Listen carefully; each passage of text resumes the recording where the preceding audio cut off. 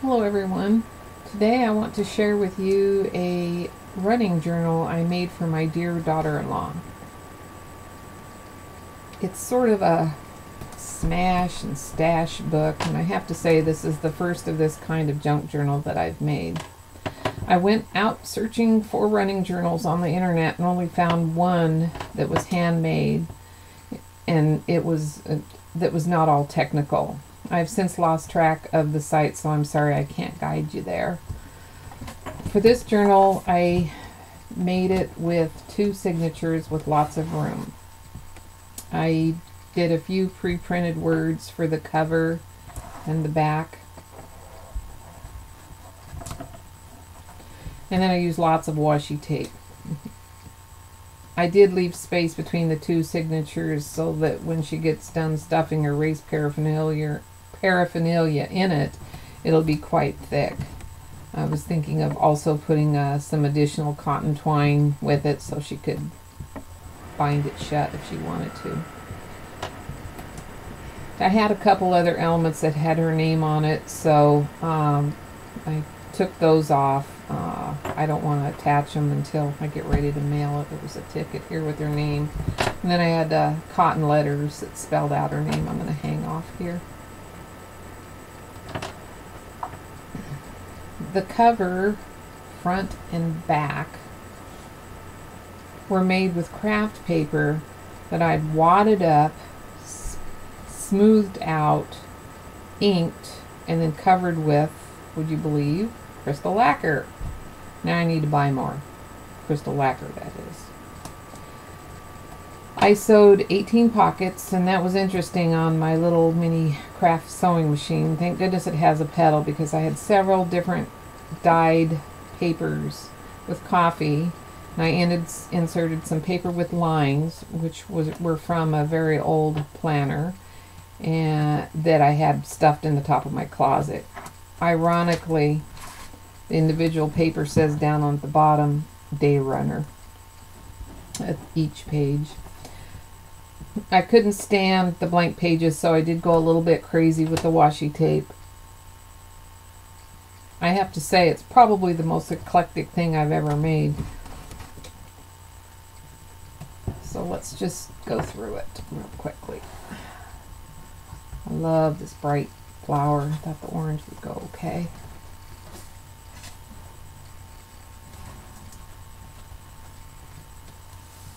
And this polka dotted paper is actually pink rather than red like the camera picks up. So it does coordinate with this and some of the pink that's showing through here. This little word, the little words on this one says life is a journey. Some Tim Holtz butterflies.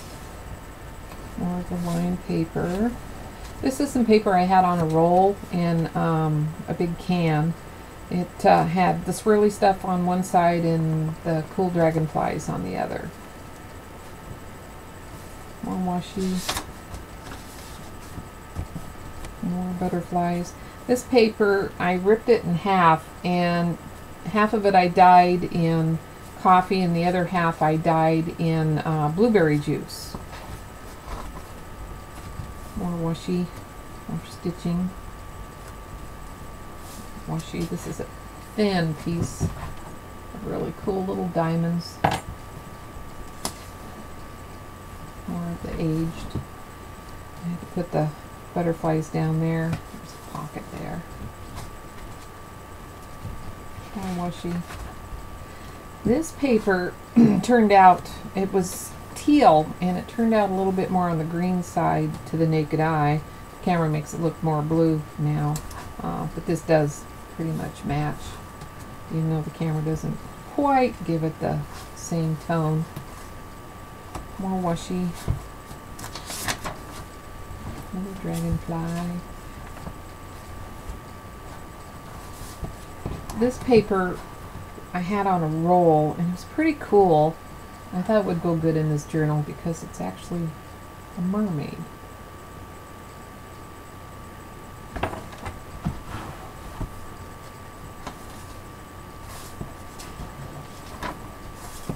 Here's the blueberry stained one.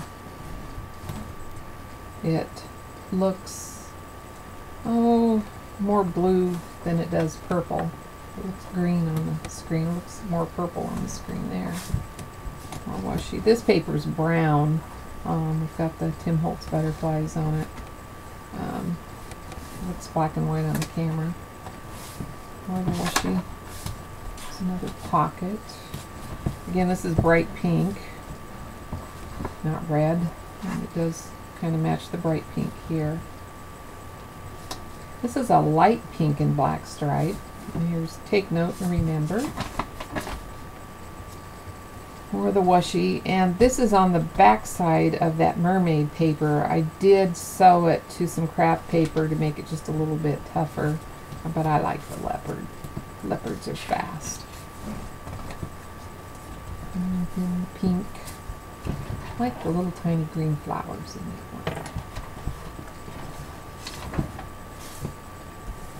one. More of the washi. Thin pocket.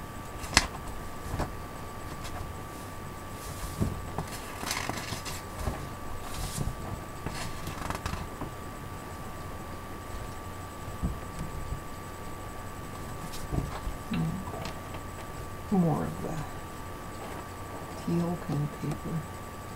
I had to put the ice cream cones in there because ice cream's always good after a long, hard race. And this page, I went out of my comfort zone. I wanted to make it big and thick, so I ended up sewing it to a piece of craft paper, folding it over, then sewing it down, put the washi tape across it, left the dragonflies, the biggest dragonflies there, and it made kind of a nice big fat pocket.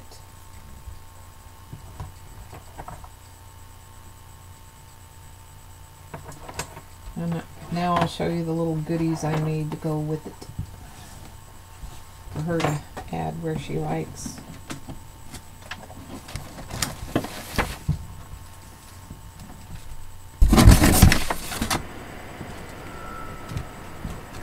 One of the elements that I saw on the internet were the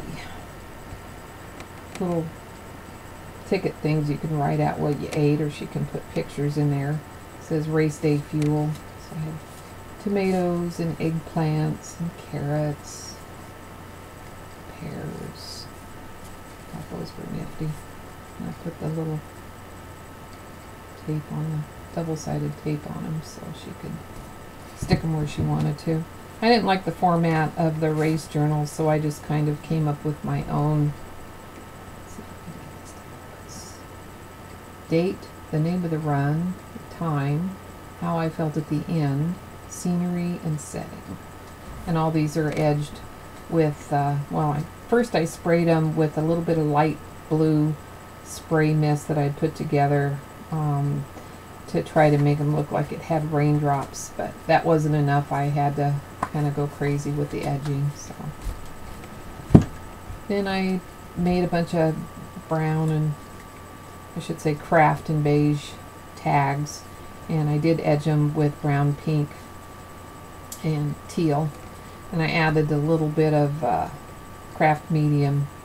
I used the Tim Holtz medium to try to stiffen up the little strings so she can tie them to different things, or stick them in there how she likes. And there's a bunch of pouches put together. We've got the little tape on the back so she can slide in her ribbons or her other running paraphernalia.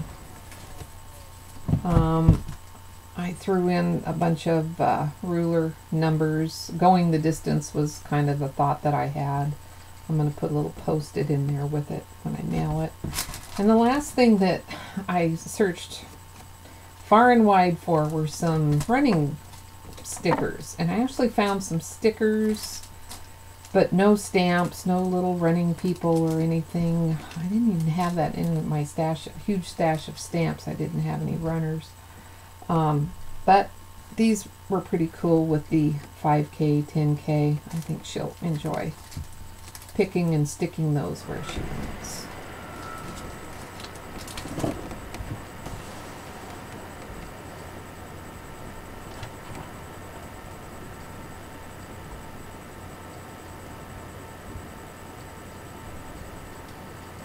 Thanks for watching.